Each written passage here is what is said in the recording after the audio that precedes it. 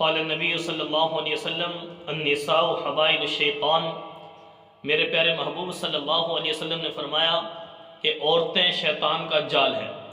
جیسے شکاری جال کے ذریعے سے شکار کو قابو اور قید کر لیتا ہے، تو ایسے ہی شیطان نے اپنا جال بچھا دیا عورتوں کی صورت میں، عورتوں کو آزاد کر دیا، برہنہ کر دیا، بے لباس کر دیا۔ آج وہی مسلمان خاتون، وہ غیر مسلم عورت آج بے پردہ ہو کر باہر آ رہی ہے، ان نوجوانوں کو قید کر رہی ہے۔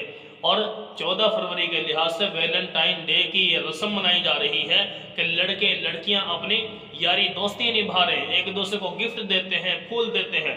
میرے بھائی، یہ شیطان کی چال ہے، یہ مسلمان تیرے ایمان کو لوٹنے کے چکر میں ہے، تو لہٰذا اپنے ایمان کی فکر کیجئے، اس عورت سے بچیے۔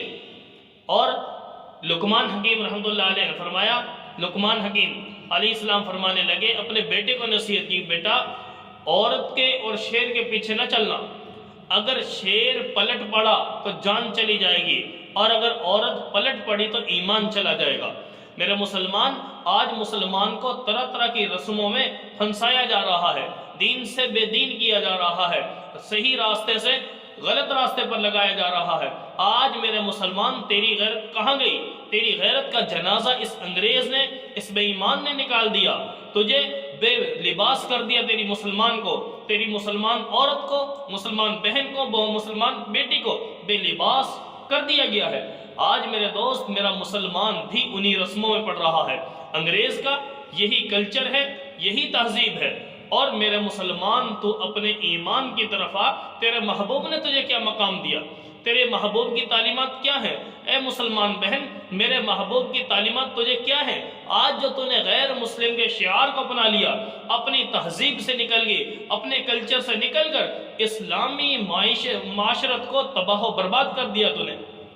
کیا تجھے وہ پیغمبر کے فرمان یاد نہیں جو میرے محبوب نے فرمایا کہ عورت گھر سے بے پردہ ہو کر نکلتی ہے تو اللہ کی لعنتیں برستی ہیں، فرشتوں کی لعنتیں برستی ہیں اس پر جب تک کہ وہ گھر نہ آ جائے؟ تو میری مسلمان، تجھے کس نے اس طرف بلا لیا؟ آج ہمیں اس طرف قدم بڑھانا ہوگا، اپنی عزتوں کو محفوظ کرنا ہوگا، اور اگر نہیں تو کل قیامت کا دن آئے گا تو وہاں پر جہنم کا ایندھن بن جائے گی۔ اس لیے توبہ کر لے، اپنے رب کے ساتھ صلح کر لے، اپنے پیارے محبوب صلی اللہ علیہ وسلم کی بیٹیوں کے ساتھ نسبتیں جوڑ لے، پیغمبر کی بیویوں کے ساتھ نسبتیں جوڑ لے، صحابیات کے ساتھ نسبتیں جوڑ لے، ورنہ تیرا کل قیامت کا دن وہ جو آئے گا وہ بڑا مشکل ہو جائے گا۔